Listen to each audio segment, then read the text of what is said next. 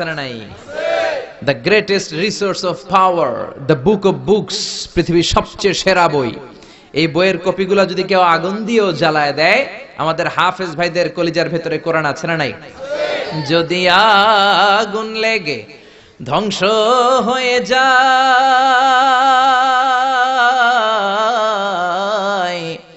ধ্বংস হয়ে যায়, যদি আগুন লেগে যায়, পুড়ে যায় পৃথিবীর সব বইয়ের দোকান, বিশ্ব থেকে হারাবে না পবিত্র কোরআন, বিশ্ব থেকে হারাবে না পবিত্র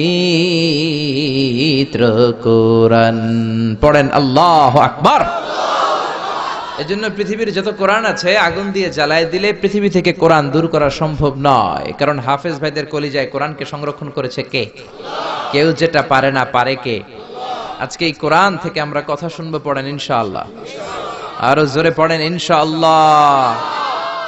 আমি আমার মূল আলোচনায় যাওয়ার আগে আমাকে একটু করে বলা হয়েছে এই গ্রামের ভেতরে, এই এলাকাতে নাকি সুদের খুব দাপট। হ্যাঁ, সুদ খুব মজা লাগে না? তো সুদ নিয়ে কিছু কথা আমরা শুনবো, রাজি আছেন তো? সবাই রাজি? সুদের সাথে ইসলামের কোন সম্পর্ক? জোরে বলেন সম্পর্ক। সুদ আছে যেখানে মুমিন যাবে না। সুদ হচ্ছে পুঁজিবাদী অর্থনীতির হাতিয়ার। দমন নিপীড়নের মূল মাধ্যম হচ্ছে সুদ। এই সুদের কারণে যারা ধনী এরা শুধু ধনী হতে থাকে, আর যারা গরিব শুধু গরিবই হতে থাকে। ইসলাম চায় না যে রাস্তার এক পাশে পাঁচতলা আর এক পাশে থাকবে গাছতলা। চিল্লা এখন ঠিক কিনা? ইসলাম চায় কায়লা ইয়াকুনা দুলাতান বাইনাল আগনিয়াই মিনকুম, সম্পদ যাতে ধনীদের হাতে কুক্ষিগত হয়ে না থাকে, সম্পদের তারল্য যাতে সবার হাতে পৌঁছে যায়। এজন্য ইসলাম সুদকে করেছে হারাম আর ব্যবসাকে করেছে হালাল। চিল্লায় পড়েন আল্লাহু আকবার।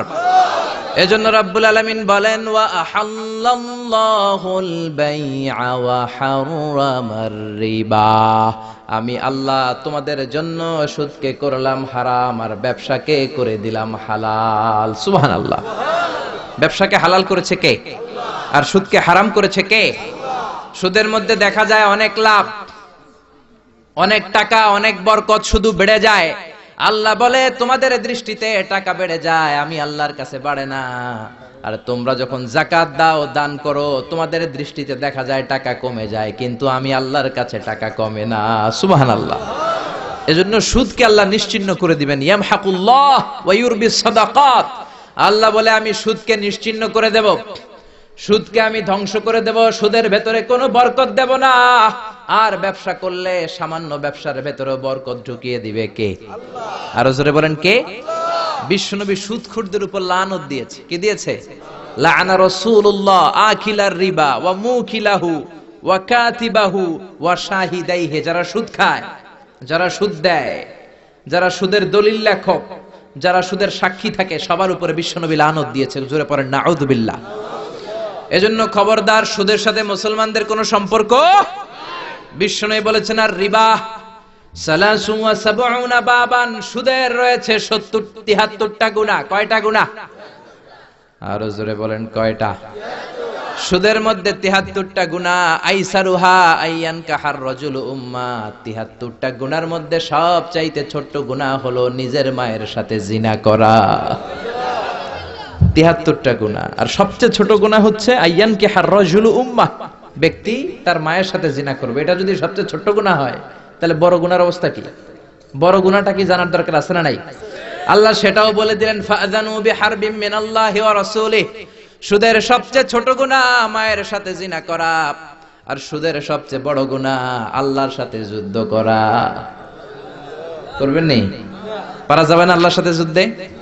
সে আল্লাহ কবে থেকে ক্ষমতায় বসা? এখন তো আল্লাহ বুড়া হয়ে গেছে। হ্যাঁ, আল্লাহর ক্ষমতা কি আগের মতো আছে?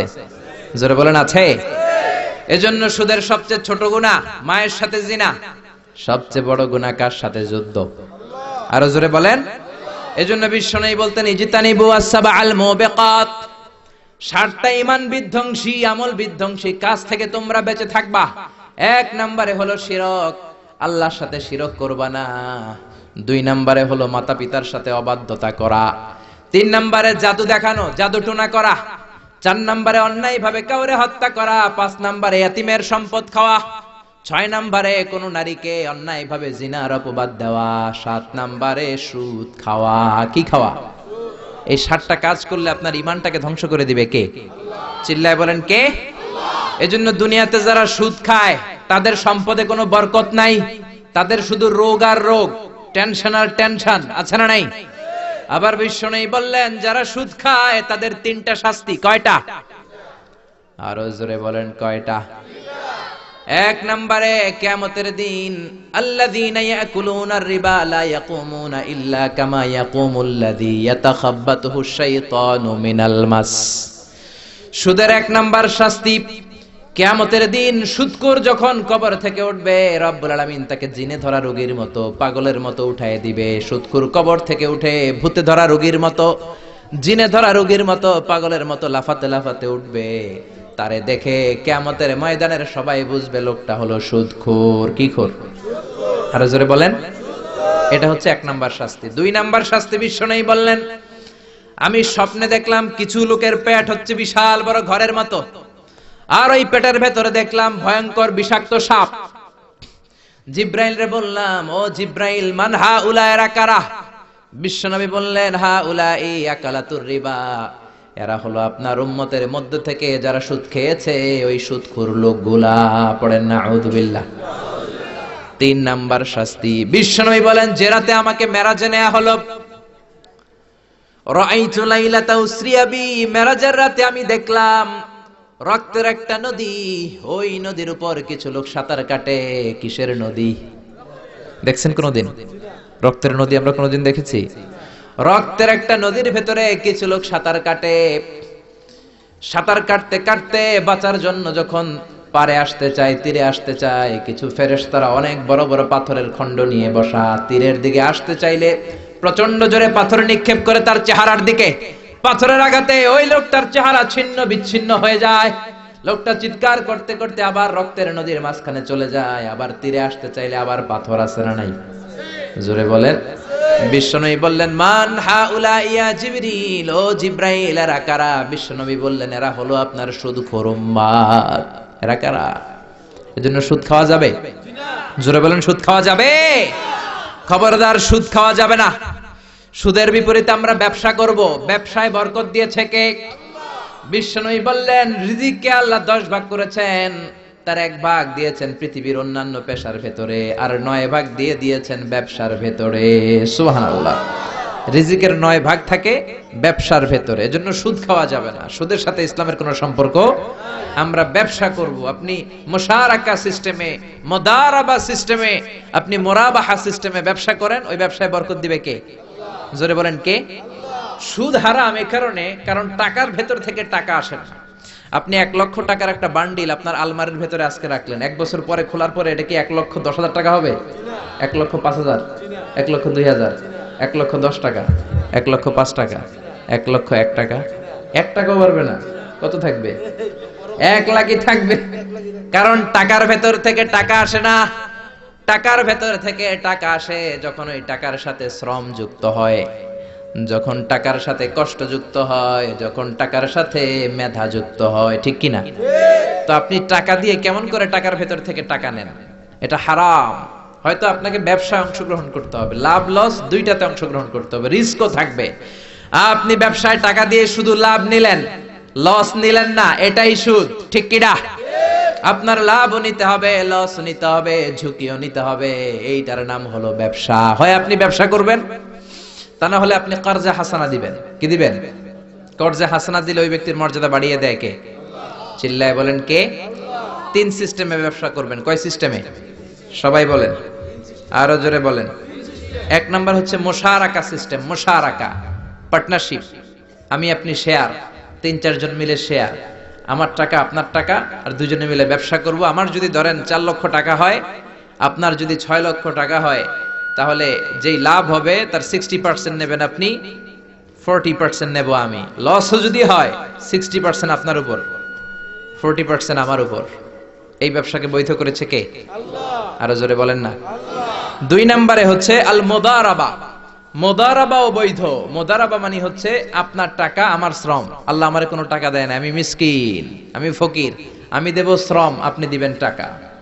কত পার্সেন্ট লাভ হলে কে কতটা নিব এটা আমরা ভাগ করে নিব, কিন্তু লস হলে আমার কোনো লস নাই, কারণ আমার শ্রম আপনার টাকা, আমি যে খাটছি এটাই তো আমার লস, ঠিক কিনা?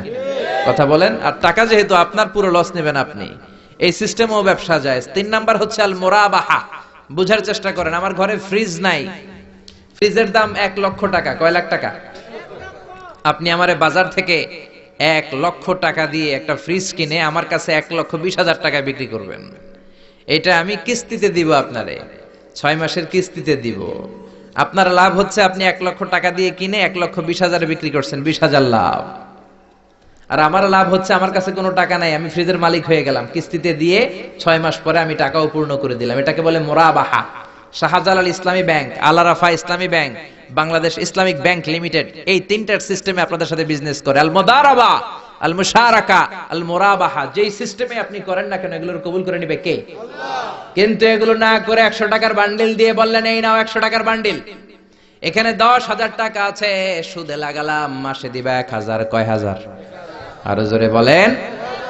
এখন মাস শেষে 1,000 দিতে পারে না, ওইটার উপর আবার বাড়তে শুরু করলো। আল্লাহ বলে লা তাকুলু আর রিবা আদাআফা মুদাআফা, খবরদার চক্রবৃদ্ধি হারে সুদ খেও না, মাহাজনী সুদ খেও না। কার কথা? আরো জোরে বলেন, কথাটা কার? মাহাজনী সুদ খাওয়া যাবে না, চক্রবৃদ্ধি হারে সুদ খাওয়া যাবে না। তাহলে ব্যাংকের সুদ খাওয়া তো যাবে না? ব্যাংকের সুদ খাওয়া যাবে না। ব্যাংকের সুদও হারাম, আর চক্রবৃদ্ধি হারে মাহাজনী সুদ, এটা অনেক ভয়ঙ্কর হারাম। গ্রামে গঞ্জে এরকম আছে না নাই? 10,000 টাকায় মাসে 1,000 টাকা সুদ। কথা কন, কথা কন, কথা কন। আছে। এখন দিতে পারে না, সুদ আবার বেড়ে যায়। এখন 2,000 হয়ে গেছে, এর পরের মাসেও দিতে পারে না, 3,000 হয়ে যায়। এরপরে কে আসলটা দেয়া লাগবে না, তুই সুদ চালা। কি চালা? সুদ চালাইতে চালাইতে বাড়ি নাই, ভিটা নাই, জমি নাই, টিউবওয়েল নাই, পরনের লুঙ্গিও নাই। আছে না নাই? এটার বলে মহাজনের সুদ, এটার বলে চক্রবৃদ্ধি হারে সুদ। এই সুদ খাওয়া যাবে না। এজন্য সুদ আপনি খেলে এই সুদের এই সম্পদের ভেতরে কোনো বরকত নাই, এটাকে ধ্বংস করে দিবে কে? চিল্লায় বলেন কে? এজন্য আপনি ব্যবসা করবেন। আল্লাহ বললেন হাল্লাল্লাহুল বাইআ ওয়া হারামার রিবা, আমি আল্লাহ ব্যবসাকে তোমাদের জন্য হালাল করলাম, সুদকে করলাম হারাম। এখন আমরা সুদ খাবো না ব্যবসা করব? জোরে বলেন, সুদ না ব্যবসা? ব্যবসার সিস্টেম হচ্ছে আপনাকে লাভ লস দুইটাতে অংশগ্রহণ করতে হবে। আপনি যদি বলেন না আমি শুধু লাভ নিব, লস নিব না, এটা ব্যবসা হবে? এটা সুদ হবে। এটা কি হবে? চিল্লায় বলেন কি হবে? এরপর ইসলাম বলে লা মাইসার, কোনো জুয়া চুরি থাকবে না। বিজনেসের মধ্যে জুয়া চুরি নাই, মানে লটারি নাই। কিন্তু বাংলাদেশের লটারি সিস্টেম আছে না নাই? 10 টাকায় 40 লক্ষ টাকা আছে না নাই? এটা সরাসরি জুয়া চুরি, এটার সাথে ইসলামের কোনো সম্পর্ক নাই। এর কারণ হচ্ছে আমরা 10 টাকা দিয়ে লটারি কিনি, পাই এরকম একটা কাগজ, এই লটারির একটা নাম্বার থাকে এখানে, ঠিক কিনা? আর লেখা আছে 10 টাকায় প্রথম পুরস্কার 40 লক্ষ টাকা। লক্ষ লক্ষ মানুষ 10 টাকা দিয়ে এটা কিনে। কেনার পর যেদিন ড্র হবে, রাফেল ড্র, একজন পায় 40 লাখ, আরেকজন পায় 30 লাখ, আরেকজন পায় 20 লাখ, আরেকজন 10 লাখ, পঞ্চম পুরস্কার পায় 1 লাখ, আর লক্ষ লক্ষ মানুষ এই কাগজ পানিতে ভিজায় খায়। চিল্লায় কোন ঠিক কিনা? এটার নাম হচ্ছে জুয়া চুরি, এটা জায়েজ নাই। কিন্তু এই লটারির কাগজের সাথে যদি আপনার একটা কলম দিয়ে দেয়, এটাকে জায়েজ করার সিস্টেম আছে। এই 10 টাকার লটারির, যখন আপনি লটারিটা কিনবেন, আপনাকে যদি একটা কলম দিয়ে দেয়, তাহলে কেমন যেন আপনি 10 টাকা দিয়ে একটা কলম কিনলেন। এটা ব্যবসা, এটা হচ্ছে ব্যবসার সুরাত, এটা জায়েজ আছে না নাই? তার মানে লক্ষ লক্ষ মানুষ যখন লটারি কিনলো, সাথে পেল একটা কলম।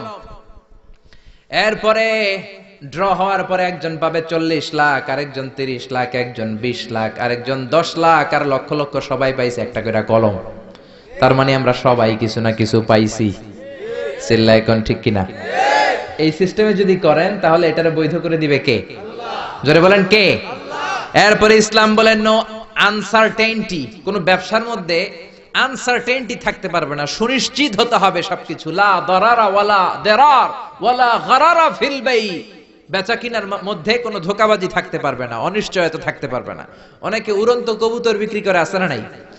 কবুতর যারা পালেন, 10টা কবুতর আছে আপনার, আপনি দেখবেন সারাদিন কবুতর আকাশে উড়ার পরে বিকালে আবার বাসায় চলে আসে। আপনি বললেন এই যে 10টা কবুতর আকাশে উড়ে, এই 10টা কবুতর আপনার বিক্রি করে দিলাম, এক একটা 100 টাকা করে, 10টায় কত হয়? 1000 টাকা বিক্রি করে দিয়েছেন। এই বিক্রি শরীয়ত সম্মত হয় না। এর কারণ প্রতিদিন কবুতরগুলো বিকেল বেলা উড়ার পরে সন্ধ্যাবেলায় ফিরে, আজকে বিকেলে নাও ফিরতে পারে। যেরকম ঠিক কিনা? আজকে 10টা কবুতর যদি অন্যদিকে চলে যায়, 1000 টাকা লিয়ে কিলাকিলি আছে না নাই? ইসলাম বলে কিলাকিলির কোনো সুযোগ নাই। কবুতরগুলো নামবে, 10টারে তুমি ধরবা, কবজ করবা, তার হাতে হ্যান্ড ওভার করবা, তারপরে বিক্রি করবা। এটারে জায়েজ করে দিবে কে? এরপরে পুকুরের মধ্যে মাছ থাকা অবস্থায় কেনা বেচা জায়েজ নাই। এরকম কেনা বেচা বাংলাদেশে আছে না নাই? আন্দাজে মানুষে শখের বসে কিনে ফেলে, পুকুরের মধ্যে বুদবুদ করতেছে, ভাবতেছে হাজার হাজার মাছ কিনছে, 10 লক্ষ টাকা দিয়ে কিনে ফেলছে। কই মাছের পুকুর, উঠায় দেয় 20 কেজি কই আর 50 কেজি কাঁকড়া আর 70 কেজি ব্যাং, আছে না নাই? এরপরে কিলাকিলি আছে না নাই? এজন্য ইসলাম বলে না, কবুতরটা হাতের মধ্যে কবজ করার পরে যেমনি বিক্রি করলাম, মাছগুলাও জাল দিয়ে তোলো, তারপরে গনে গনে বিক্রি করো, কবুল করে নিবে কে? গাভীর ওলানের মধ্যে দুধ রেখে বিক্রি করা জায়েজ নাই। ওলান এত ফিলা গেছে এরকম, এটা মনে হচ্ছে যে 20 কেজি, দহন করার পরে পাওয়া গেছে 5 কেজি, এরকম আছে না নাই? কারণ এটা দুধের কারণেও ফুলতে পারে, টিউমারেও ফুলতে পারে, ঠিক কি না?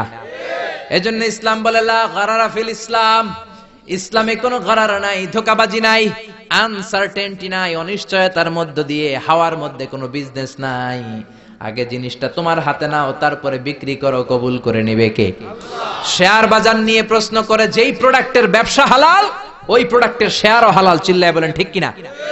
এরপরে বিশ্বনবী বললেন, মান গাশশানা ফালাইসা মিন্না, বেচা কিনার মধ্যে যে আমার উম্মতদের মধ্যে যে অন্যকে ধোঁকা দেয়, সে আমার উম্মত হতে পারে। ধোঁকাবাজির ব্যবসা বাংলাদেশে আছে না নাই? ফলের দোকানে গেলে দেখবেন চকচকে যেই সাইডটা, ওই সাইডটা ক্রেতার দিকে রাখে, পচা জায়গাটা নিচের দিকে রাখে, এরকম ব্যবসায়ী আছে না নাই? বিশ্বনবী মদিনার বাজারে গমের দোকান পরিদর্শন করতে গেলেন, যে দেখলেন গমের স্তূপ, বিশ্বনবী গমের ভেতরে হাত ঢুকায়া দিলেন। উপরে দেখা যায় শুকনা গম, ভিতরে দেখা যায় ভিজা গম। বিশ্বনবী বললেন, মান গাশশানা ফালাইসা মিন্না, যে আমাদেরকে ধোঁকা দেয় সে আমাদের উম্মত নয়। The person who deceives us, he is not among us. যে আমাদেরকে ধোঁকা দেয় সে আমাদের উম্মত হতে পারে, চিল্লায় বলেন উম্মত হতে পারে। এজন্য এই ধোঁকাবাজি করে কোনো ব্যবসা করা যাবে? জোরে বলেন। আর সুদের সাথে আমাদের কোনো সম্পর্ক? চিল্লায় বলেন সম্পর্ক। সুদকে ধ্বংস করে দিবে কে? আর ব্যবসায় বরকত ঢুকিয়ে দিবে কে? বরকতে বিশ্বাস করেন তো? বিশ্বাস করেন? অল্পের ভেতরেও বরকত হতে পারে, 1000 কোটি টাকার মধ্যেও বরকত নাও থাকতে পারে, চিল্লায় বলেন ঠিক কিনা? এজন্য আজ থেকে সুদের সাথে আমাদের কোনো সম্পর্ক নেই, আমরা ব্যবসা করব মুশারাকা সিস্টেমে, মুদারাবা সিস্টেমে, মুরাবাহা সিস্টেমে ব্যবসা করব। অল্প প্রফিট হলো এটার মধ্যে বরকত দিবে কে? আরো জোরে বলেন কে? আর সুদের ব্যবসা করবেন না তো? কারা কারা আজকে থেকে সুদের কোনো ব্যবসার সাথে জড়িত থাকবেন না? 2 হাত উঁচু করে আমার আল্লাহর দেখান। আল্লাহ আমাদের হাতগুলোকে তুমি কবুল করো, চিল্লায় পড়েন আমিন। সুদের আলোচনা ভাল লাগতেছে না? না একেবারে উপরে এসে পড়ছে না? সুদের সাথে ইসলামের কোনো সম্পর্ক নাই। আল্লাহ সুদ থেকে আমাদেরকে বাঁচাক, আল্লাহ আমাদের হালাল রিজিকে বরকত দিক।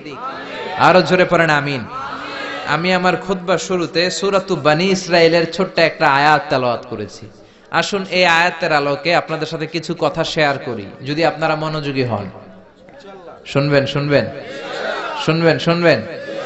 রব্বুল আলামিন বলেন, ওয়াকাদা রাব্বুকা আল্লা তা'বুদু ইল্লা ইয়াহু ওয়া বিল ওয়ালিদাইনি ইহসানা। আল্লাহ বললেন, গোলাম আমার ফয়সালা 2টা, এই 2টা ফয়সালা হলো স্পেশাল ফয়সালা, অনড় ফয়সালা। এই ফয়সালার কোনো নড়চড় নাই, এই ফয়সালার কোনো পরিবর্তন নাই। প্রথম ফয়সালাটা হলো আল্লাহ তা'বুদু ইল্লা ইয়া, ইবাদত হবে একজনের, তিনি কে? আল্লাহ ছাড়া অন্য কারো ইবাদত করা যাবে? আবার আল্লাহ ডেকে বললেন, গোলাম জিন জাতি মানব জাতি, এই 2টা জাতিকে আমি সৃষ্টি করেছি শুধু আমার ইবাদতের জন্য, ঠিক কি না? ওয়ামা খালাকতুল জিন্না ওয়াল ইনসা ইল্লা লিয়াবুদুন, আমি জিন জাতি আর মানব জাতিকে কোনো কাজের জন্য তৈরি করি নাই, কোনো উদ্দেশ্যে বানাই নাই, শুধুমাত্র কেবলমাত্র একমাত্র আমি আল্লাহর ইবাদতের জন্য বানিয়েছি। কার কথা? আরো জোরে বলেন কার? আল্লাহ ছাড়া কারো ইবাদত করা যায় না। এই পৃথিবীতে যত নবী এসেছে, এই পৃথিবীতে যত রাসূল এসেছে, সব নবী রাসূলের একটাই দাওয়াত ছিল, তোমরা ইবাদত করবে একজনের, তিনি কে? ইয়া কওমি ইবুদুল্লাহা মা লাকুম মিন ইলাহিন গায়রু। ও আমার কওমের লোকেরা, ও আমার স্বজাতির লোকেরা, এক আল্লাহ ছাড়া অন্য কারো ইবাদত করো না। জিকির করতে হবে একজনের, চাইতে হবে একজনের কাছে, সেজদা দিতে হবে একজনকে, তিনি কে? আল্লাহ ছাড়া কাউরে সেজদা দেয়া যাবে? আমাদের দেশে মাজারে যে সেজদা আছে না নাই, এই মাজারের নামে যে ভণ্ডামি, এটার সাথে ইসলামের কোনো রিলেশন আছে, সম্পর্ক আছে? এই ভণ্ডামির সাথে ইসলামের কোনো সম্পর্ক? দো দিল বান্দা কালমা চোরে, না পায় শ্মশান না পায় ঘোরে, দিন থাকিতে আয়রে পথে ছাইড়া দে ভণ্ডামি, ভণ্ডামি ভণ্ডামি ভণ্ডামি, ছাইড়া দে ভণ্ডামি। ঠিক কি না? নামাজ রোজা করে না, ইবলিস শয়তানের নানা, এরকম আছে না নাই? নামাজ রোজা করে না, ইবলিস শয়তানের নানা, ধর্মের একখান খুঁটি ধইরা কয়দিন করবা হয়রানি, ভণ্ডামি ভণ্ডামি ভণ্ডামি, ছাইড়া দে ভণ্ডামি। ঠিক কি না? এজন্য ভণ্ডামির সাথে যারা জড়িত আছো, ভণ্ডামি ছেড়ে দাও, আল্লাহ ওয়ালা হয়ে যাও। তোমার জীবনে বরকত দিবে কে? তোমার জন্য জান্নাতের দরজা খুলে দিবে কে? এজন্য রব্বুল আলামিন বলেন, ওয়া কাদা রাব্বুকা আল্লা তা'বুদু ইল্লা ইয়্যা ওয়া বিল ওয়ালিদাইনি ইহসানা। আমি আল্লাহর প্রথম ফয়সালা, ইবাদত হবে শুধুমাত্র কেবলমাত্র একজনের, তিনি কে? আমরা প্রত্যেক নামাজে সূরাতুল ফাতিহায় আল্লাহরে বলি, আল্লাহ ইহদিনাস সিরাতাল মুস্তাকিম, ও আল্লাহ আমাদেরকে সহজ সরল পথ দেখাও, সিরাতুল মুস্তাকিম দাও। আল্লাহ বলেন, আনি ইবুদুনি হাযা সিরাতুম মুস্তাকিম, আমি আল্লাহর ইবাদত করো, এটাই সিরাতুল মুস্তাকিম। আল্লাহু আকবার। আপনি যদি আল্লাহর ইবাদত করেন, তাহলে আপনি বুঝবেন যে আপনি সিরাতুল মুস্তাকিমের উপর আছেন। আর যদি বুঝেন আল্লাহর ইবাদত ছেড়ে আপনি অন্যদিকে দৌড়াচ্ছেন, তার মানে হলো আপনি সিরাতুল মুস্তাকিমের উপর থাকার সৌভাগ্য অর্জন করতে পারেন নাই। চিল্লা এখন ঠিক কি না? এজন্য আল্লাহ বললেন, আল্লাহর ফয়সালা কয়টা? আরো জোরে বলেন, কয়টা? এক নাম্বার ফয়সালা, ইবাদত হবে শুধু একজনের, তিনি কে? এই ফয়সালার সাথে সবাই একমত? দ্বিমত কেউ নাই? কেউ নাই? দু একজন থাকতে পারে, কেউ নাই। আল্লাহ বললেন, আমার প্রথম ফয়সালা, ইবাদত হবে শুধু আমি আল্লাহর। দুই নাম্বার ফয়সালা, ওয়া বিল ওয়ালিদাইনি ইহসানা, ইহসান হবে মাতা পিতার সাথে, মানে ভালো আচরণ হবে মাতা পিতার সাথে। বুঝা গেল, ইবাদত হবে আল্লাহর, ইহসান হবে মাতা পিতার। আল্লাহর সাথে, আল্লাহর জন্য আপনি ইবাদত করবেন, আর মাতা পিতার প্রতি আপনি ইহসান করবেন। ইহসান মানে সদাচরণ, ইহসান মানে খেদমত, ইহসান মানে তাদের জন্য খরচ করা, ইহসান মানে আপনার সব সম্পদ তাদের পায়ের সামনে, আপনার সব ক্ষমতা তাদের পায়ের সামনে বিলিয়ে দেয়া, বিছিয়ে দেয়া। চিল্লা এখন ঠিক কি না? এজন্য আল্লাহ বললেন, আমার দুই নাম্বার ফয়সালা, ওয়া বিল ওয়ালিদাইনি ইহসানা, মাতা পিতার সাথে ইহসান করবা। আমরা বললাম, আল্লাহ আপনার জন্য ইবাদত হবে, এটা আমরা বুঝলাম, মাতা পিতার সাথে ইহসান কেমন করে হবে এটা আমরা বুঝলাম না। আল্লাহ বললেন, ইহসান কাকে বলে যদি না বোঝো তাহলে বুঝে নাও, ইম্মা ইয়াবলুগান্না ইনদাকাল কিবারা আহাদুহুমা আও কিলাহুমা ফালা তাকুল লাহুমা উফ। আল্লাহ নিজেই ইহসানের ব্যাখ্যা দিচ্ছেন। আল্লাহ বললেন, ইহসানের প্রথম তাফসীর হলো, আব্বা আম্মা একজন কিংবা দুইজন যখন বার্ধক্যে উপনীত হয়ে যায়, যখন বয়সে পৌঁছে যায়, খবরদার তাদের কোনো কাজে তুমি নাক ছিটকাতে পারবা না, তাদের কোনো কাজে নাক ছিটকাতে পারবে না, তাদের কোনো কাজে এমনকি শব্দটাও বলা যাবে না। চিল্লা এখন ঠিক কিনা? কারণ আমরা যখন ছোট ছিলাম, বাবা মারে কষ্ট দিয়েছি কি দেই নাই? আপনার কত বছর আগের ঘটনা মনে আছে? আপনার বয়স যখন 3, তখন আপনি কি করছিলেন মনে আছে? তো ওইটাই যদি মনে না থাকে, বয়স যখন 2 ছিল ওগুলা মনে আছে? বয়স যখন 1 ছিল ওগুলো মনে আছে? জ্বালাতনটা তো ওই সময় বেশি করছে। চিল্লা এখন ঠিক কিনা? শীতের রাত, আমাকে নিয়ে আমার মা ঘুমালো, আমাকে রেখেছে ডান দিকে, পেশাব করে ডান পাশটা আমি ভিজিয়ে দিয়েছি। আমার মা আমাকে ঘর থেকে বের করে দেয় নাই, শীতের রাতে বাম দিকে আমাকে শোয়ালো, কনকনে মাঘ মাসের শীতের রাতে বাম পাশটাতেও পেশাব করে ভিজিয়ে দিলাম। আমার মা আমারে ঘর থেকে বের করে দেয় নাই। আমার মা তার বুকের মাঝখানে রেখে ঘুমাতে শুরু করেছে। মাঘ মাসের শীতের রাত 3টার দিকে পেশাব করে মায়ের বুকটাও আমি ভিজিয়ে দিয়েছি, জামাটাও ভিজিয়ে দিয়েছি। মা 3টার দিকে উঠে নতুন শাড়ি পরে, নতুন জামা পরে, আগের ভিজা পেশাব মাখানো জামাটাকে চেঞ্জ করে আবার আমাকে নিয়ে ঘুমিয়েছে। আমাকে ঘর থেকে বের করেছে নাকি? জোরে বলেন। এজন্য আল্লাহ বুঝাতে চাইলেন, গোলাম ছোট্টবেলা যেমনি কষ্ট দিয়েছো, মা বাবা রেগে যায় নাই, তোরে লাথি মেরে ঘর থেকে তাড়ায় দেয় নাই, তোরে এতিমখানায় দেয় নাই। মা বাবা বয়সে যখন উপনীত হয়ে যায়, বার্ধক্যে যখন পৌঁছে যায়, ওই মা বাবারে খবরদার বৃদ্ধাশ্রমে দিয়ে আসবি না। বৃদ্ধাশ্রম বাংলাদেশে আছে না নাই? ছেলে আমার মস্ত মানুষ, মস্ত অফিসার, মস্ত ফ্ল্যাটে যায় না দেখা এ পারে ও পার, নানান রকম জিনিস আর আসবাব দামি দামি, সবচেয়ে কম দামি ছিলাম একে মাত্র আমি। ছেলের আবার আমার প্রতি অগাধ সম্ভ্রম, আমার ঠিকানা তাই বৃদ্ধাশ্রম। ঠিক কি না? অনেক কপাল পোড়া আছে, ডাকাত আছে। মা বাবা বার্ধক্যে উপনীত হওয়ার পরে তাদের কর্মকাণ্ডে নাক ছিটকায়, ঘরে আর বাবা মারে রাখতে মনে চায় না, বৃদ্ধাশ্রমে রেখে আসে। এরকম ডাকাত আছে রাড়াই। বাবা মারে বৃদ্ধাশ্রমে দেয়া যাবে? চিল্লায় বলেন দেয়া যাবে? যেই বেয়াদব গুলো, যেই ডাকাত গুলো মার বাবারে বার্ধক্যে উপনীত হলে, বয়স হয়ে গেলে বৃদ্ধাশ্রমে দিয়ে আসে, ওই বেয়াদবটা বুড়া হলে ওর কপালে বৃদ্ধাশ্রম জুটবে না। চিল্লা এখন ঠিক কিনা?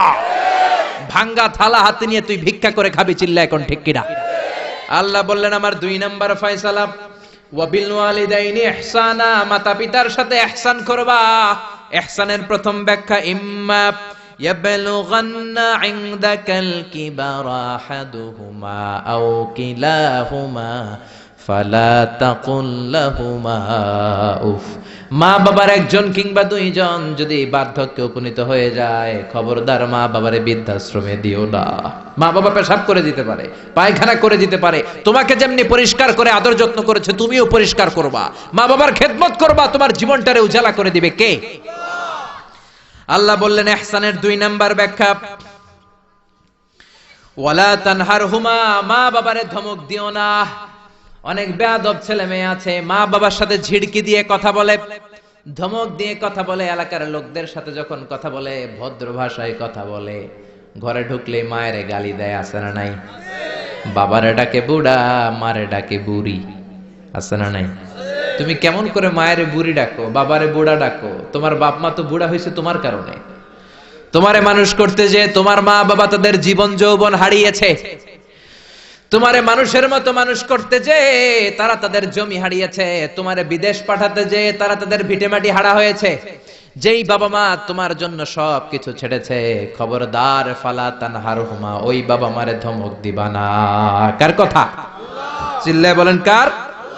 এরপর আল্লাহ বললেন ওয়ালা তানহারহুমা ওয়া কুল লাহুমা কওলান কারীমা, তাদেরকে ধমক দিবা না, বরং তাদের সাথে ভালো আচরণ করবা, কোমল ভাষায় কথা বলবা।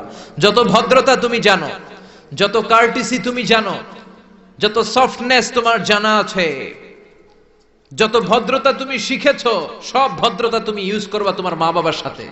যত কোমল ভাষা তুমি জানো, যত শুদ্ধ কথা তুমি জানো, সব তোমার মা বাবার জন্য তুমি ইউজ করবা। চিল্লা এখন ঠিক কিনা? এরপরে রব্বুল আলামিন বললেন ওয়াখফিদ লাহুমা জানাহায-যুল্লি মিনার রাহমাতি ওয়া কুর রাব্বিরহামহুমা কামা রাব্বায়ানি সাগীরা, তাদের জন্য রহমতের ডানা বিছিয়ে দাও। তোমার যত ক্ষমতা আছে মা বাবার পায়ের সামনে ঢেলে দাও, যত অর্থ আছে তাদেরকে তুমি বিলিয়ে দাও। আর বাবা মা 1জন কিংবা 2জন যদি দুনিয়া ছেড়ে বিদায় নেয়, তাদের কবরের সামনে দাঁড়িয়ে চোখের পানি ছেড়ে পড়তে আরম্ভ করে দাও, রব্বিরহামহুমা কামা রাব্বায়ানি সাগীরা ওয়া কুর রাব্বিরহামহুমা কামা রাব্বায়ানি সাগীরা। ও আল্লাহ, ছোট্টবেলা বাবা মা যেমনি আমার আদর দিয়ে সোহাগ দিয়ে কাছে টেনে নিয়েছে। কিয়ামতের দিন কবরের ভেতরে তুমিও আমার বাবা মারে আদর করে কাছে টেনে নিও। পড়েন আমিন, চিল্লায় পড়েন আমিন। এজন্য ইবাদত হবে একজনের, তিনি কে? আর ইহসান হবে কার সাথে? এজন্য মা বাবার দোয়ার দরকার আছে না নাই? পৃথিবীর যত আল্লাহর ওলি আছে, যত পীর সাহেব আছে, সবাই এই পুরো কোরআন খতম করে যদি একটা গ্লাসের পানির মধ্যে ফু দেয়, আর আপনার আম্মা শুধু বিসমিল্লাহ বলে আরেকটা গ্লাসের পানির ভেতরে ফু দেয়, আল্লাহর কসম আপনার মায়ের দোয়াটা আগে কবুল হয়ে যাবে। এজন্য মা বাবার খেদমত করেন। আপনার বড় পীর সাহেব হলো আপনার বাবা, আপনার বড় পীর সাহেব হলো আপনার মা। দুনিয়ার সবাই দোয়া করলে ওই দোয়া মিস হয়ে যেতে পারে, মা বাবা দোয়া করলে মিস হবে নাকি? হবে। অনেক ডাকাইত আছে দেখবেন মাজারের উপরে মশারি দেয়, আছে না নাই? খুঁজে দেখবেন ওর বাপেরে মশায় কামড়ায়, ওর মায়েরে মশায় কামড়ায়, আর ও বাবার দরবারে যে মাজারে মশারি দিয়ে আসছে, এরকম ডাকাইত আছে না নাই? এজন্য খবরদার, মা বাবার সাথে ইহসান করো। বিশ্বনবী মসজিদে নববীতে মিম্বারের এক তলার মধ্যে পা রাখলেন, আওয়াজ করে বললেন আমিন। দ্বিতীয় তলার ভেতরে পা রাখলেন, আওয়াজ করে বললেন আমিন। তৃতীয় স্টেপে পা রেখে বিশ্বনবী পড়লেন আমিন। সাহাবারা বললেন নবী তিনবার আমিন বললেন, কেন বললেন বুঝলাম না। বিশ্বনবী বললেন প্রথম স্টেপে যখন পা রাখলাম, জিব্রাইল এসে বলল রমজান মাস পাওয়ার পরে রোজা রেখে ইবাদত করে যেই বান্দা গুনাহ মাফ করতে পারে নাই, তার উপরে আল্লাহর লানত। আমি বিশ্বনবী পড়লাম আমিন। দ্বিতীয় স্টেপে পা রাখলাম, জিব্রাইল বলল মাতা পিতা পাওয়ার পরে যারা মাতা পিতার খেদমত করে নিজের জীবনের গুনাহ ঝরাতে পারে নাই, জান্নাত কামাতে পারে নাই, তাদের উপর আল্লাহর লানত। আমি বিশ্বনবী বললাম আমিন। তিন নাম্বার স্টেপে বিশ্বনবী বললেন আমার নাম শোনার পরে আমার যে উম্মত আমার উপর দুরূদ পড়ল না, তাদের উপর আল্লাহর লানত। আমি বললাম আমিন। পড়েন সাল্লাল্লাহু আলাইহি ওয়াসাল্লাম, চিৎকার করে পড়েন সাল্লাল্লাহু। এজন্য মাতা পিতার খেদমতের দরকার আছে না নাই? গোটা বিশ্বটা একদিকে, মায়ের দোয়া আরেকদিকে। চিল্লায় বলেন ঠিক কিনা? আপনি বুলেট মারলে বুলেট মিস হতে পারে, ড্রোন হামলা করলে মিস হতে পারে, মায়ের দোয়া মিস হবে? জোরে বলেন মিস হবে? এক সাহাবী বলল নবী আইয়ুল আমালে আফদাল, সবচেয়ে সেরা আমল কোনটা? বিশ্বনবী বললেন সবচেয়ে সেরা আমল হলো আসসালাতু ফি ওয়াক্তিহা, সময় মতো নামাজ পড়া। দুই নম্বরে বললেন বিররুল ওয়ালিদাইন, মাতা পিতার খেদমত করা। তিন নম্বরে বললেন আল জিহাদু ফি সাবিলিল্লাহ, আল্লাহর রাস্তায় জিহাদ করা। তার মানে পৃথিবীর শ্রেষ্ঠতম তিনটা আমলের মধ্যে মাতা পিতার খেদমতের আমলটাও আছে না নাই? মাতা পিতার খেদমত এটা সবচেয়ে ভালো আমল। আরেক হাদিসে বিশ্বনবী বললেন এটা জিহাদের চেয়ে বেশি সওয়াবওয়ালা। এক সাহাবী বললেন নবী আস্তাযিনুকাল জিহাদ, আমি জিহাদে যেতে চাই, অনুমতি দেন। বিশ্বনবী বললেন তোমার বাবা মা কেউ বেঁচে আছে নাকি? সাহাবী বললেন বেঁচে আছে। বিশ্বনবী বললেন ফাফিহিমা ফাজাহিদ, যাও বাবা মার খেদমত শুরু করে দাও। বাবা মার খেদমত করলে ঘরে বসেই জিহাদের সওয়াব পাবা, ঘরে বসেই জিহাদের সওয়াব পাওয়া যাবে।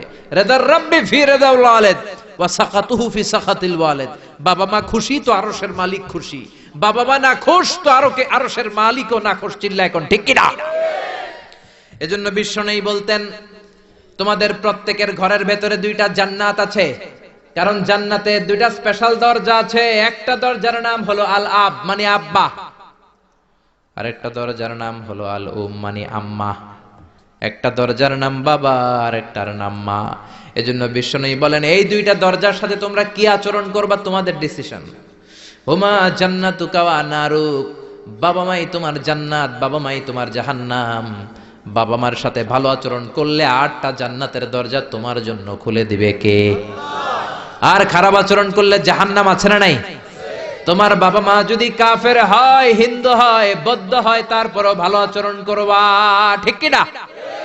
বাংলার জমিনে এরকম অনেক হিন্দু ফ্যামিলি আছে, হিন্দু ইয়াং ছেলে মুফাসসিরে কোরআনের তাফসীর শুনে হাতে হাত রেখে কালিমা পড়ে মুসলমান হয়ে গেছে, আছে না নাই? কিন্তু মা তো মুসলমান হয় নাই, বাবা তো মুসলমান হয় নাই, বাপ মা হিন্দুই রয়ে গেছে। তো বাপ মা হিন্দু, ছেলে মুসলমান, তুমি কি মা বাবার সাথে খারাপ আচরণ করতে পারবা? কথা বলেন। মা বাবা হিন্দু হোক, নাস্তিক হোক, বৌদ্ধ হোক আর খ্রিস্টান হোক, মা বাবার দোয়া নিতে হবে, আশীর্বাদ নিতে হবে। চিল্লায় কোন ঠিক কিনা? বিশ্বনবী শালী নাম কি বলেন তো, কেউ জানেন? বিশ্বনবী শালীর নাম কি? আসমা। মাশাআল্লাহ, আসমা বিনতে আবি বকর বিশ্বনবীর শালী, উনি মুসলিমা কিন্তু উনার মা ছিল মুশরিকা। বিশ্বনবীরে বললেন, নবী আমি মুসলিমা কিন্তু আমার মা মুশরিকা কাফেরা, এখন আমি কি করব? আমার মায়ের সাথে কি ভালো আচরণ করব নাকি? বিশ্বনবী বললেন, খবরদার, মা মুশরিক হোক কাফের হোক তারপরেও তোমার মা, ঠিক কি না? সিলিহা, দোয়া নাও, ভালো আচরণ করো, সম্পর্কটারে মিলায় রাখো, তোমার জান্নাতে ঢুকাই দিবে কে? তিন জিনিসের দিকে তাকালেই সওয়াব। তিনটা জিনিসের দিকে তাকানোর সাথে সাথে আপনার আমলনামায় সওয়াব দিবে কে?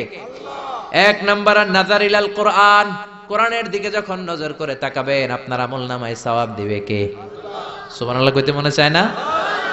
দুই নম্বরে কাবা, কাবার দিকে তাকালে সওয়াব দেয় কে? তিন নম্বরে নাযার ইলা ওয়াজহিল ওয়ালিদাইন, মাতা পিতার চেহারার দিকে নজর করে তাকালে সওয়াব দেয় কে? এজন্য বিশ্বনবী বললেন, সালাসু দাওয়াতিন মুস্তাজাবাত, তিন ব্যক্তির দোয়া কোনদিন আল্লাহ ফিরায় না।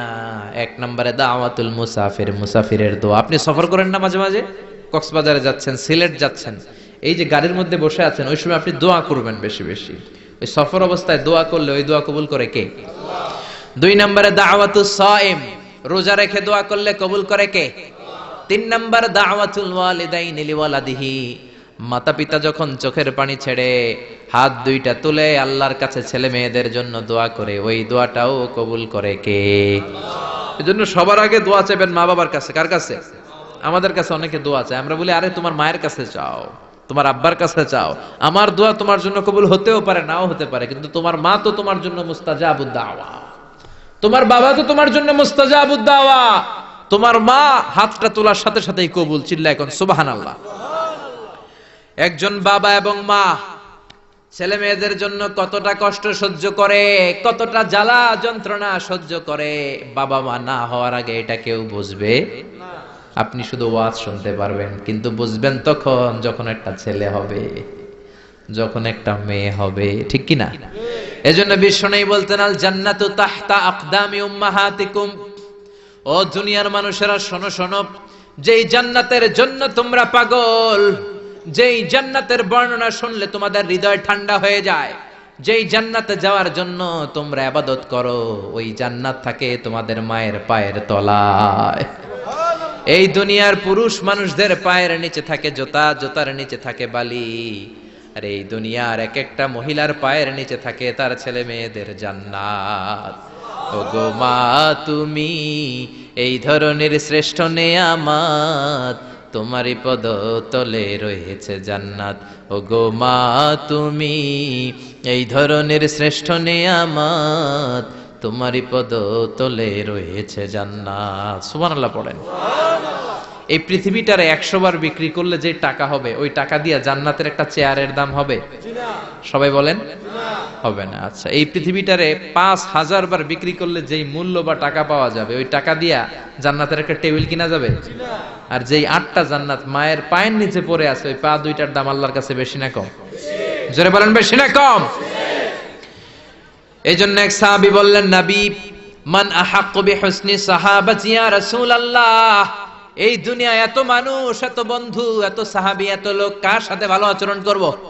বিশ্বনবী বললেন, উম্মুকা, তোমার মায়ের সাথে, সুম্মা মান, তারপরে কার সাথে? তোমার মায়ের সাথে, তারপরে কার সাথে? তোমার মায়ের সাথে। 3 বার।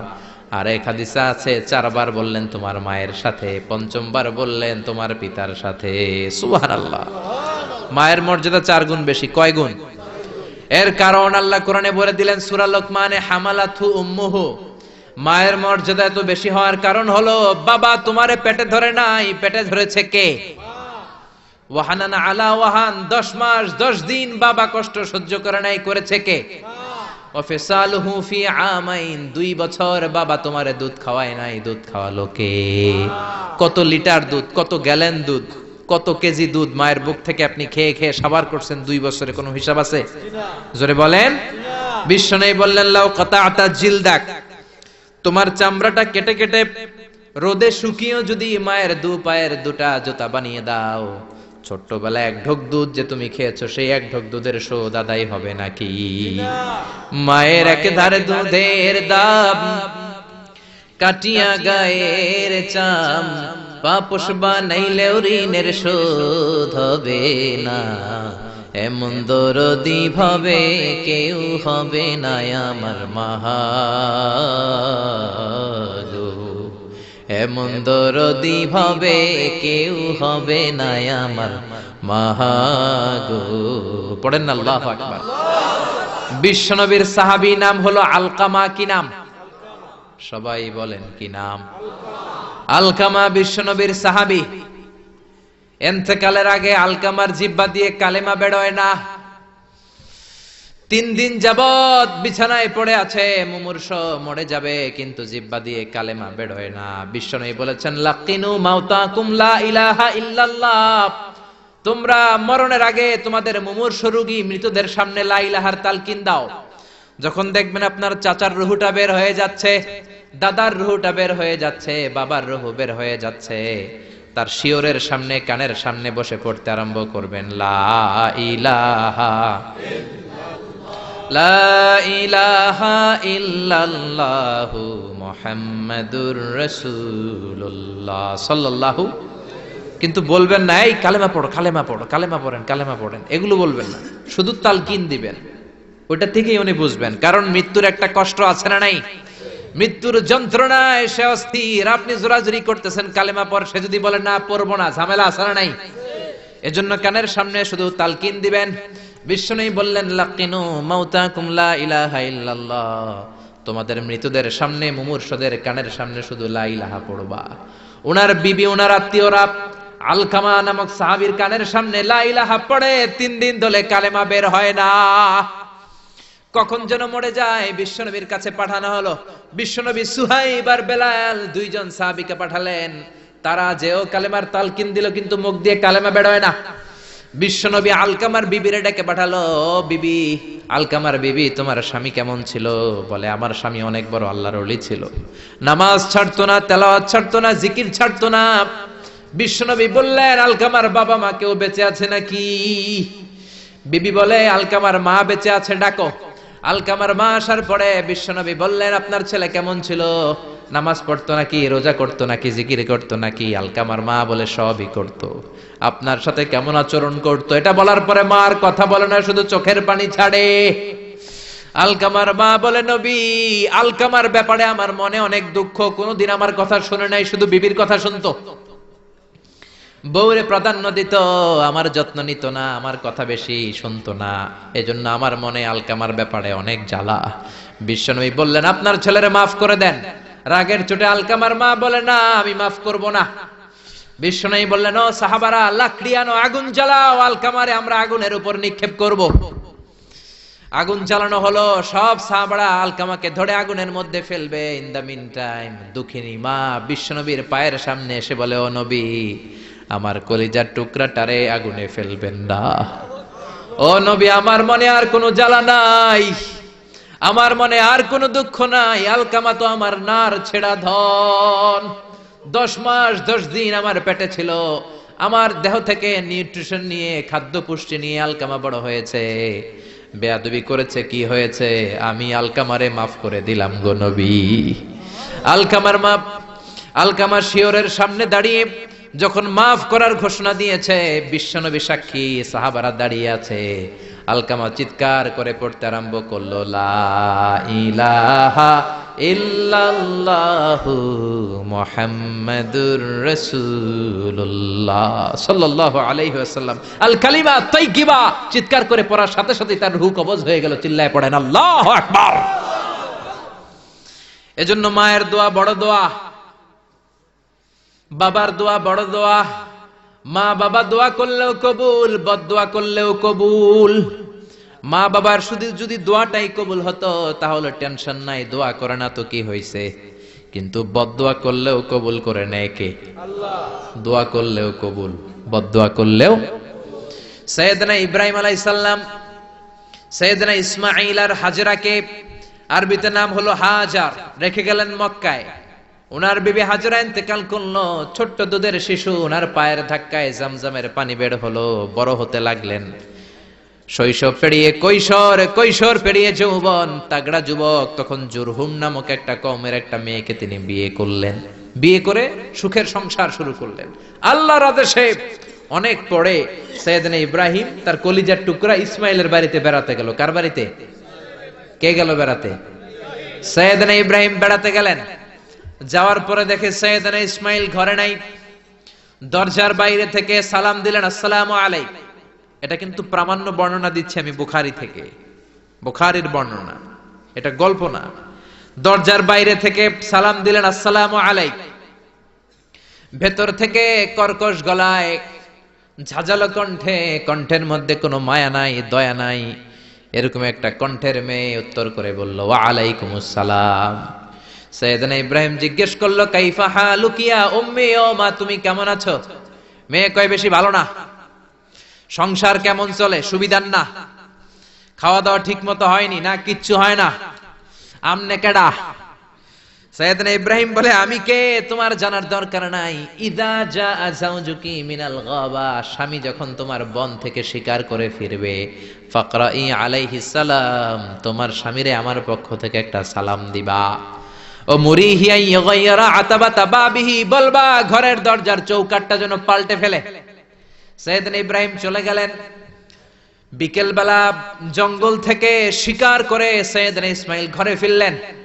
ঘরে ফেরার পর বিবি বলে, একটা বুড়া আইছিল। বুড়া কে আইছিল? সাইয়েদনা ইসমাইল বলে, বুড়া? বুড়া মানুষ আবার আমার ঘরে আসবে কেন? কেন আসছে? আপনারে সালাম দিছে, ওয়া আলাইকুমুস সালাম। আর কি বলছে? বলেছে আপনি যেন ঘরের দরজার চৌকাঠ পাল্টে ফেলেন। ও মিয়া, চোর বোঝে চোরের সিগন্যাল, পুলিশ বোঝে পুলিশের সিগন্যাল, নবী বোঝে নবীর সিগন্যাল, ঠিক কিনা? সাইয়েদনা ইসমাইল তো বুঝে ফেললেন, কিরে ঘরের দরজার চৌকাঠ পাল্টে ফেলো, এরকম রূপক কথা, মেটাফরিক্যাল ইঙ্গিত দুনিয়ার সাধারণ মানুষ দিতে পারে না। চিৎকার দিয়ে বিবিরে বললেন, ও কপাল পুড়ি, তুই কি করলি? নিজের কপাল পুড়লি, নিজের কপালে নিজে কুড়াল দিলি। যেই লোকটারে বুড়া বুড়া বলে সম্বোধন করলি, ওই লোকটার কেউ নয়, আমার জন্মদাতা পিতা, এই জামানার সবচেয়ে বড় পয়গম্বর ইব্রাহিম খলিল। আমার বাবা যে সিগন্যাল দিয়েছে, এটা তো গ্রিন সিগন্যাল না, এটা রেড সিগন্যাল। তার মানে তোর তালাক দিতে বলেছে, গেট আউট, গেট আউট, ডিভোর্সিও তালাক দিয়ে দিলাম, যা। আপনার আব্বাও যদি বলে তোমার বউরও তালাক দিয়ে দাও, দিয়ে দিবেন নাকি? এবার দিয়ে দিয়েন না। আপনার বাবাও বাবা, ইসমাইলের বাবা ইব্রাহিমও, কথা বলেন। সাইয়েদনা ইব্রাহিম ছিলেন আল্লাহর জালিল কাদের পয়গম্বর। আকাশ থেকে ওহী আসলে নবীরা কথা বলে, মন গড়া নবীরা কিছু বলে না। আপনার বউকে যদি আপনার বাবা বলে তোর বউরে তালাক দে, দিয়ে দিয়েন না। আবার কি করবেন? বুঝাবেন, বাবারও বুঝাবেন, বিবিরও বুঝাবেন, ঘরের ভিতরে সংলাপ করবেন, সমঝোতা করবেন। আমাদের দেশের দুই নেত্রী সংলাপ করে না তো কি হইছে? আমরা করব, আমরা ঘরে ঘরে সংলাপ করব, সমঝোতা করব, ঠিক কিনা? মিলায়ে দিবেন, মিলায়ে দিলে বরকত আছে না নাই? কেউ ঝগড়া লাগলে মিলাবেন, মারামারি লাগলে মিলাবেন। কেউ যদি আরেকজনরে মারতে যায়, উদ্ধত হয়, মিলায়ে দিবেন। যারা মিলায়ে দেয় তাদের মর্যাদা বাড়ায় দেয় কে? আল্লাহ। কিন্তু সমাজের কিছু দুষ্ট চরিত্রের লোক আছে, দুইজন যদি মারামারি লাগে আরো লাগায়া দেয়, আছে না নাই? আগুন লাগলে আপনারা কি ঢালেন? অনেকে তেল ঢালে, আছে না নাই? এখন আগুন লাগলে কি তেল ঢালবেন না পানি ঢালবেন? মিলায়ে দিবেন। বউরাও বুঝাবেন, বাবারাও বুঝাবেন, দুইজনরে বুঝায় আস্তে ধীরে আগাবেন। তালাক তো অনেক পরের কথা। ইসলামের দেয়া অনুশাসন যদি আমরা মেনে চলি, কোনোভাবেই তালাক হবে না। স্বামীকে আল্লাহ কিছু দায় দায়িত্ব দিয়েছেন, স্ত্রীকে আল্লাহ কিছু দায় দায়িত্ব দিয়েছেন। এই দুইটা দায়িত্ব যে কত গুরু দায়িত্ব, গোটা বিশ্বব্যাপী এই দায়িত্বের মধ্য দিয়ে বিশ্বটা চলে। পৃথিবীর প্রথম স্বামী ছিলেন সাইয়েদনা আদম, পৃথিবীর প্রথম বউ ছিল হাওয়া। সেখান থেকে স্বামী স্ত্রীর এই জীবন আছে না নাই? স্বামী আর স্ত্রী বানায় যেজন মিস্ত্রি, সে বড় আজব কারিগর, ঠিক কিনা? স্বামী আর স্ত্রী বানায় যেজন মিস্ত্রি, সে বড় জটিল কারিগর। এজন্য এই সম্পর্কটা বড় ভয়ঙ্কর সম্পর্ক, এটাকে মিলিয়ে রাখতে হবে। তালাকের সিস্টেম হচ্ছে, প্রথমে আপনি ফাইযুহুন্না, কোরআন বলে আপনি প্রথমে স্ত্রীকে ওয়াজ করবেন। ঝগড়া হলে কি করবেন? ঘরে ওয়াজ নাই, আছে মারামারি, আটকিলাগিলি। ওয়াজ করবেন, ওয়াজেও কাজ হচ্ছে না, বুঝানোর চেষ্টা করবেন, বুঝে না। এরপর আল্লাহ বললেন, ওয়াহজুরুহুন্না ফিল মাদাজি', বিছানা আলাদা করে দাও, তুমি এক রুমে ঘুমাবা, তোমার বিবিরে দিবা আরেক রুম। কিছুদিন বিচ্ছেদ চললে ওই বিবির অন্তরে ভালোবাসা তৈরি করে দিবে কে? সুবহানাল্লাহ পড়েন। এখন ওয়াজ করলেন, বুঝাইলেন, বুঝে না। বিছানা আলাদা করলেন, তাও শোনে না। এবার ওয়াদ্রিবুহুন্না, কোরআন বলল বউরে শাসন করো। অনেকে বলে বউরে পিটাও, না, পিটানোর কথা বলে নাই। ওয়াদ্রিবুহুন্না মানে তাদেরকে শাসাও, শাসন করো। মুফাসসিররা এটার তাফসীর করতে যে হয়রান হয়েছে যে কি দিয়ে পিটাবে। কোন মুফাসসির কয় খেজুরের ছোট্ট ডালা দিয়ে এরকম বাড়ি মারবে, আর বলবে ভালো কথা কই হনুস না কেন। অনেকে বলবে, অনেক মুফাসসির বলেছে মেসওয়াক দিয়ে বাড়ি মারবে। তোমার এত বোঝাই বুঝো না কেন? দুইটা ছেলে মেয়ে হয়েছে আমাদের, এত সুন্দর সংসার, হানিমুন করেছিলাম কক্সবাজারে, স্মৃতিগুলো কি তোমার মনে পড়ে না? তুমি আমার কৈতরি, তুমি আমার টুনটুনি, তুমি আমার সোনামণি, এগুলোকে বুঝাবেন, এরপরও মানে না। অনেক মুফাসসির কইছে বালিশ দিয়া পিটাইবেন, কোল বালিশ দিয়া, যাতে হাত পা না ভাঙে। ওয়াদ্রিবুহুন্না, অনেক ডাকাইতেছে লাঠি দিয়া পিটায়, আছে না নাই? ইসলাম বলে না না, বনিবনা না হলে প্রথম স্টেপ ওয়াজ করো, বুঝাও।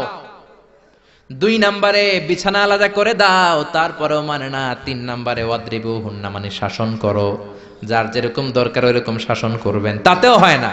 তারপরে ফাবাআসু হাকামাম মিন আহলিহি হাকামাম মিন আহলিহা, এই 3টা স্টেপেও কাজ হয় না। আপনার মুরব্বিদের ডাকবেন, সালিস, মেয়ের পক্ষের মুরব্বিদের ডাকবেন, 2 পক্ষের বেআইনরা মিলে মিলছিল করে দেওয়ার চেষ্টা করবে, তাতেও কাজ হয় না। 4টা স্টেপ শেষ, 5ম স্টেপ হলো তালাক। আর আমরা দইরেই কই 3 তালাক, আছে না নাই? ওমরে ফারুকের জামানায় এক লোক তার বউরে দিছে 100 তালাক, রাগের চোটে। এরকম ডাকাইত আমাদের দেশে আছে না নাই? এখন বিবি এসে বলে, ও ওমরে ফারুক 100 তালাক দিয়েছে আমার স্বামী, কি করব? সাইয়েদনা ওমরে ফারুক বলে, তোর ডাকাইত স্বামীটা কোথায়? কয় এই জায়গায়। কিরে কয় তালাক দিছস? কয় 100টা। দিবি 3টা, 100টা দিলি কেন? কয় রাগের মাথায় দিছে। কয় দাঁড়া, তোর বিচার করতেছে। 3 তালাকে তোর বউ তালাক, বাকি 97 তালাক তোর পিঠে পড়বে। সুবহানাল্লাহ কইতে মন চায় না? এজন্য এই হচ্ছে তালাকের সিস্টেম। কতগুলো স্টেপ আপনি পার হলেন, তারপরেও আপনি একসাথে 3 তালাক দিবেন না। ইসলামের তালাককে 2 ভাগে ভাগ করা হয়েছে, একটা আত-তালাক আস-সুন্নি আর একটা তালাক আল-বিদআই। তালাক আস-সুন্নি মানে সুন্নতি তালাক, আর তালাক আল-বিদআই মানে বেদাতি তালাক। বেদাতি তালাক হচ্ছে রাগের মাথায় 3 তালাক, 14 তালাক, 22 তালাক। কিন্তু তালাক সুন্নি, সুন্নাত সম্মত তালাক হচ্ছে আপনার বিবি যখন পবিত্র, মানে যখন পিরিয়ড হচ্ছে না, ওরকম একটা পবিত্র সময় তারে আপনি তালাক দিবেন। 1 মাসের সময় আছে, একটা তালাক দিবেন, 1 মাসের ডিউরেশন, এর মধ্যে বিবির আবার নিয়ে আসতে পারবেন, কোনো সমস্যা নাই। সুবহানাল্লাহ পড়েন। 1 মাস পরেও মানে না, এরপরে দিবেন 2য় মাসের 2য় তালাক, তার মানে আরো 1 মাস, মোট কয় মাস? 2 মাস পরেও মিলমিশ হয় না, তারপরে 3য় মাসে তালাক দিলেন। এই 3 তালাক দেওয়ার পরে বিবি আবাদুল আবাদ আপনার জন্য হারাম হয়ে গেল। কত সুন্দর স্টেপ মেনটেন করে কত দূরে তালাক, আর আমরা দইরেই কই তালাক। এজন্য খবরদার। সাইয়েদনা ইসমাইল বললেন, কপাল পুল্লি তুই, যারে বুড়া বলে গালি দিলি আসলে বুড়া নয়, এই লোকটাই আমার বাবা ইব্রাহিম খলিল। আমার বাবা বলেছে তোরে তালাক দিতে, গেট আউট, গেট আউট। তালাক দিয়ে দিলাম তোরে, যা ভাগ। বউ শেষ, নতুন বিয়ে করলো, নতুন সুখের সংসার। 3 বছর পর সাইয়েদনা ইব্রাহিম আবার ছেলের বাড়িতে বেড়াতে আসলেন। আজকেও সাইয়েদনা ইসমাইল ঘরে নাই। সাইয়েদনা ইব্রাহিম আজকে সালাম দিলেন, আসসালামু আলাইক। সাইয়েদনা ইব্রাহিম সালাম দিলেন, আজকে ঘরের ভেতর থেকে জাদুমাখা কণ্ঠে, মধুমাখা কণ্ঠে, সুরেলা কণ্ঠে একটা মেয়ে বলল, ওয়া আলাইকুমুস সালাম। সাইয়েদনা ইব্রাহিম বললেন, কাইফা হালুকি ইয়া উম্মি মা, কেমন আছো? মেয়েটা বলে, আলহামদুলিল্লাহ আলা কুল্লি হাল, সব সময় আলহামদুলিল্লাহ। সব সময় কি? তোমাদের জীবন যাপন কেমন চলে? খুব ভালো চলে। তোমার স্বামী কই? বনে গিয়েছে। এবার মেয়েটা বলে, আপনি কে? সাইয়েদনা ইব্রাহিম বলে, আমার পরিচয় দেব না। মেয়েটা বলে, আপনার পরিচয় না দিল আপনার সাথে কথা বলবো না। আমরা স্বামী স্ত্রী 2 জন থাকি মরুভূমির মাঝখানে, আমাদের খোঁজ খবর নেওয়ার কেউ নাই। আপনি কে?